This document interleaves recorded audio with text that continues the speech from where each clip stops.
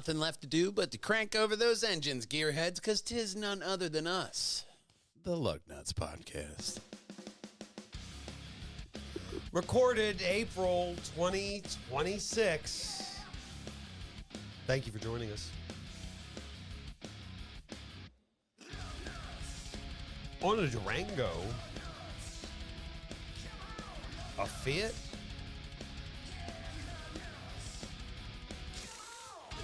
Infinity, and beyond. Slate. There's far more. Thank you for joining us.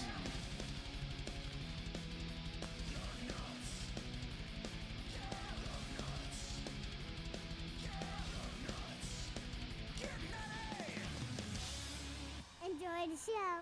Drive on Lugnutz. Just drive on over here. PJANDWH.com as I toss my axe off stage. Or if you do fancy it, you might as well hop on over as I move my mouse over to our Facebook pages. Facebook.com/Lugnutz Podcast is where you're going to find all of our luggy and nutty polished content coming to you ever so slightly behind. Just like this first story. I remember when this first came on the market, the Durango. Oh, yeah. Such a different design with the lights that had that thing. Mm-hmm. It was like, holy crap, I didn't know you could do that. Yeah, the original Durangos, which had that big hood, and then they had the fenders over to the side, looking real beastly. Oh, yeah. Then they had this mom machine here. Yeah. Well, if you like Dodge and you like patriotism, guess what I'm going to say? Someone's having a birthday. No way. Is it we may be hearing this a lot. Like the 250th? Yeah. So would you believe there's a America 250th edition of the Dodge Durango GT? You know, you think there'd be an announcement about this stuff. I've never heard this. There's this. a celebration, you say? Yeah. I guess this is it. And you could celebrate with a Dodge Durango GT available also on the Ram 1500 lineup. And, do we have pictures of the Ram? Oh, please tell me we do. Yeah, the top. I got to tell you, look. Oh, top? Oh, that's awesome. We get a lot of different pictures of cars on this program. We don't get the top a lot. This is a very rare top shot. I mean, it is a part of the car that, maybe only tall people get to see. But I still would love a picture of it. I think we need more top shots. Well, inside, they have upscale black Laguna leather. The seats are embossed with American flags. Oh, my God, my pinky is There's already an exclusive up, if you know what I mean. blue color that can be seen, as opposed to the colors that can't be seen. Okay. You're shooting out that indigo spectrum. I get it. I'm picking up what you're picking up them frequencies. I'm picking up them frequencies. Red seatbelt interface with the white and blue contrast stitching throughout the vehicle. Powered by 295 horsepower Pennstar 3.6 liter V6. Okay. SUV also 360 horsepower Hemi 5.7 liter V8 can be paired with this special edition. Yeah, Dodge is about as exciting on the inside as a Toyota. Okay, they're not very interesting. But that's not why you buy a Dodge. So you can focus on the driving. Yeah, that's not why you buy a Dodge. You buy a Dodge because what's under the hood and the driving experience you're going to get from that. You want the power of the Dodge. Get a V6 GT for $51,585. Prices may vary. Get the V8 for $53,265. Yeah. And $56,265. Yeah. I can imagine a lot of gearheads wanting the V8 or the Hemi. I mean, the Hemi, it has its drawbacks, but for everyday driving, I think I'd rather have the V8. Yeah, probably. Especially if I have an SUV. Because the Hemi sucks at the low end. Yeah. Because of the hemispherical engine combustion chamber. I would rather have the V8 myself. I mean, I'm not turning down a Hemi. Okay. V6 would hurt less at the pump. Oh, yeah. They're both going to suck. But, you know, if you're really concerned about the gas, you're not buying this car. You know what I mean? You're not looking at the top. I mean, it's a Durango, too, so you know what you're getting into. That's not a cheap visit at the pump. It's not cheap. Getting Durango because you got to get places. And you may need to put stuff, you know, in it. Hey, if you want to put something in this next story, you might struggle. Giggity. Fiat. It's an interesting car company. Yeah, that's a word for it. Well, the Italian brand sold only 155 vehicles. Oh, that's good for First quarter 2025. Down 70%. great for them. Yeah, that's great for them. I love that It's for them. not great for them. It's down 70%, so they probably made 70% more just Yep. sitting around waiting. They're not very popular in the U.S. No, Sales not have at all. Plunged. It has 500E, 85%. 500X, which only sold, the 500E only sold 68. Okay. The units, yeah, total. 68. Well, it's nothing to do with the anagram either. Fix it again, Tony. But And it does have a lot to do with your quality, so it does kind of have to do with 500X sold 71. Mm-hmm. Yeah, no. I mean, I saw when I worked for Dodge, we had Fiat in for a little bit, and I saw the same guy like 10 times. I knew this guy and his life way too much. He was a traveling salesman, and he had this Fiat Abarth, and he kept coming in. I knew him very well. He was a great guy. But when you have a car, I shouldn't see you more than you take your kids to the doctor and the dentist combined. Right. But this could just be our very particular American culture. Because if you go north just a few miles, Canadian buyers snapped up 1,287 500Es. Wow. That is a lot. 19 times more than the U.S. managed to. 72% jump in the first quarter to 749 units. Well, that's interesting. Because Canada, they're obviously a little bit more European than us. Maybe that has something to do with, like, because they still have the Queen on their money, you know? I mean, is it something to do with, like, that kind of thing? Price could also be a factor. 500E starts in the U.S. at $30,500, which is only $5,000 less than Chevy Equinox. And you know what? I'd rather have the Chevy. They all bundle together there like a fucking Verizon package. You know what I mean? You got your cities, and that's where all the people gather. Mm-hmm. So you're not going far for work or anything. So it's too cold. I'll just take the Fiat, nothing to gas up, and it'll get me to work there. 5,000 less than the Equinox, but the Equinox is much larger and more practical. Like, take a friend with you. I mean, why would you have friends? You hold on. You want a friend and a bag? No. Well, unless you're in. Whereas in Canada, 500E starts at 30,290. Whoa. Is your friend a paraplegic? If he doesn't have legs, you got room for that bag. Okay. That would be an amputee. That's what it was. Double amputee. Which Canadian dollars translated to American that means the car costs about $21,700. Oh, that's not bad. That's not bad. I mean, you're getting what you're paid for, though, because it's not like you're getting like a Yukon. You know what I mean? You're getting a Fiat. So, or 25,290, or in the U.S. dollars, it would cost 18,100. Wow. My God. I mean, if you're working at Dairy Queen, you could afford that. You know what I mean? Like, just getting in it.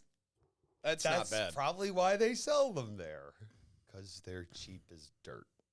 Yeah. Got to get rid of them. Hey, cars got to go somewhere. Jesus, give it a little bit, and they'll probably sell them in that magazine cheaper than dirt. I mean, if you are listening to this podcast as you're in a Fiat dealership waiting for your car, I don't think we got to worry about that. You might want to think about this next story. I don't think we got to worry about that, but sure. Why not? Maybe some point in the future. Infiniti planning 2 QX80s. Oh. You want an upscale Nissan? Yeah. That's what you got. 2 new cars for the flagship variant QX80 lineup. It will gain a larger brakes, upscaled red calipers with an S. Okay. On 24s, 680 horsepower with a more aggressive design. Okay. That does look a lot more aggressive than the old ones. And that's all they're telling us. Okay.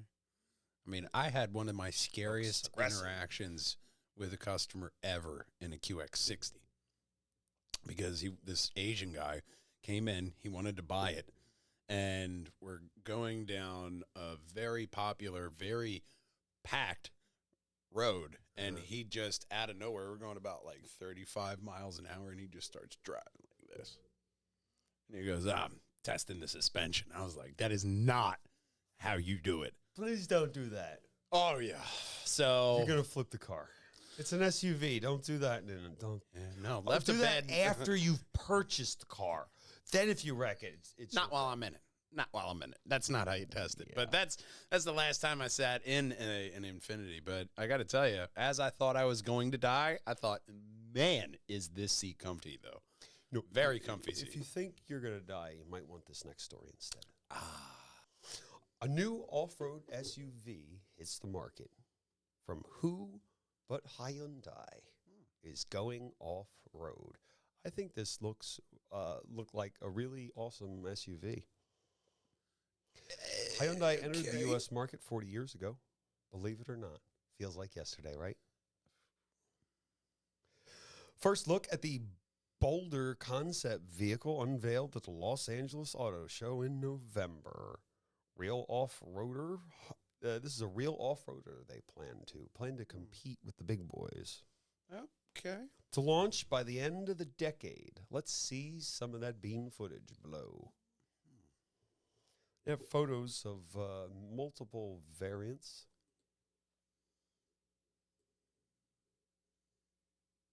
Does it let you click on them? No. It doesn't let you click on them. I was hoping the photos would be. I got that. That's about as big as they get. Oh, well. Body on frame is what they plan on this SUV. And if you want an off-roader, that is kind of what you'll want, Yeah. I assume. Oh, absolutely. Stress that the heavy-duty models will be designed for U.S. assembly here using steel from a new mill in Louisiana. 37s and substantial ground clearance. I think you can really see it with, I guess that's That's the best one That's of the the best one. overall. Overall. And then you got a good one of the back. going up the backside. Mm-hmm. Oh, there you go. You see the substantial ground clearance there. Oh, that's great. Nice ground clearance, not a bad shape, especially for a... Oh, no, it's like god the- awfully ugly. I think that's uglier than fucking sin. But, you know. Broncos I mean, maybe a little bit better, but... It's what I would expect for an off-roader. Well, yeah, it doesn't have to look pretty on the outside. I mean, it's an off-roader. You know, it is it's going to be going to get competing dirty anyway. with the Ford Bronco, the Jeep Wrangler, or the Cherokee. Like I said, the Korean market, they have lofty ideas when they enter into a automotive thing. I mean, wanting to get out there and be part, just to dip it in the mud like a Bronco or, any of the other big boys. That's a lofty inspiration right there. I think that if if you got the technology to back it, then fine. I mean, it's an overall, you got a great amount of ground clearance on there. And Doesn't matter if it looks ugly while you're inside of it. I mean, it's a concept, so they're gonna they'll smooth it out. Yeah. It and Put it out in what's the word I'm thinking of? Focus group it. yeah, that's what Yeah. I was thinking as well. They'll focus group. They'll put it and in they'll a be couple like, focus well, groups, and then you'll get the actual smoothed out, polished product later after the focus groups. The challenge has been to minimize the downsides such as weight, mass, and penalties on fuel economy, which is difficult, especially for an off-road These vehicle. days, You want an off-road vehicle to be Fuel economic? Yeah. Hold on. You want to save miles per the gallon as you crawl over rocks that you could drive around? They got a quicker why they way got over there, and it doesn't involve going over that giant boulder. You could just make a left instead of hanging that right there. They plan on multiple iterations, internal combustion or plug-in hybrid, all electric with a range extender. There you'll get somewhere. Not all electric. I don't see a lot of Maybe a off-roading. plug-in wouldn't be bad. Like a plug-in hybrid, you know? It might be nice. You know, you just plug it in, and, you know, just remember to unplug it. Oh, my God. That would be, you know, you start driving away without the fucking, it would be I so broke the pissed. cord again. Would you just remember to Oh, my unplug? God. You'd have to have, like, a quick release, like in the gas station. You'd have to. You'd have to. Definitely. There's no way. I mean, it would just take one important enough person to forget that for that to be taken care of, like the next generation. That's right. But I think the plug-in would be the way to go because, you know, whenever you look at the hybrid or the full EVs and they're having problems getting the battery stuff. So the hybrids, they apparently have no problem making those. So, I mean, you know, you want to get a little bit better gas and fuel economy. I mean, grab a Prius, I think is what I'm saying. Great idea. Hey, look, if you don't like the look of this, you might like the look. Are you looking for a mid-sized truck or SUV that's electric? Well, I might. Might be looking for a California headquarters, California Design Studio, Michigan headquarters, manufactured in Indiana, Slate Autos. This is the Slate truck. I have the name here somewhere. Oh, all right. This is for people who want something distinctive without the six-figure price tag. Reasonably priced. I mean, I don't think that's so much to ask for, honestly. Shot outside Palm Springs. This one is sun-bleached orange. Okay. I was going to say creamsicle, but yeah, sun bleached is. There's got to be Slate. They always have That's a multiple photos. Of these. sun bleached orange. That's such a California way of looking at the world. Slate is something you'd custom wrap and configure to match whatever you could possibly. Nice little action shot here going through the desert there. They can take nice. They can take that and put like an SUV.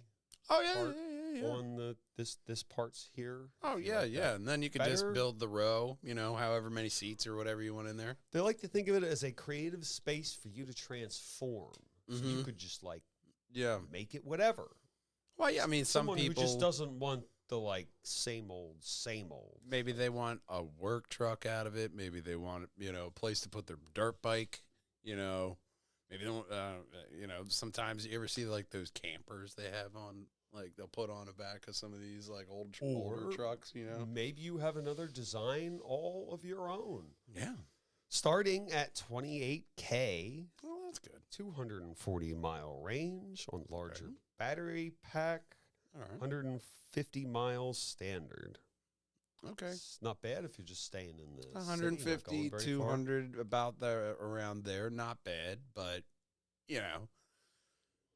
This is a vehicle designed to get you to the trail, not necessarily to steer up the face of it. If you like to go trailing on your feet and you'd like that to drive you to the trail. So if you like trailblazing with your feet, then you can drive this to that hiking trail you love. 0 to 68 seconds. It is a very basic shape. Yeah, It's a basic truck. shape, basic truck. You know, it's a good starter platform. You know, if you have an idea, like, you know what if we take this and we do that to it? You know, I want to Well, make it has this, a modular design, so you yeah. can remove the back part here. Yeah. You could just have the seats and the front, and you could do whatever you want. Ambulance it would maybe be a real small ambulance, I guess, but whatever. Yeah, Put a work truck parts on the back, or inspired to do whatever you want. Oh, yeah. 35 cubic feet of space, bed, 7 cubic feet of front trunk space. I won't say that other word. I hate that one. Frunk. Nope, not going to say it. Nope. For people who want, they're carving a place out for people who want something distinctive. The frunk. Ugh.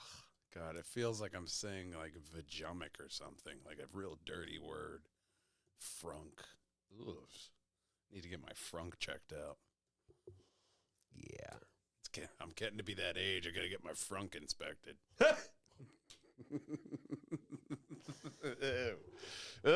Is that time already?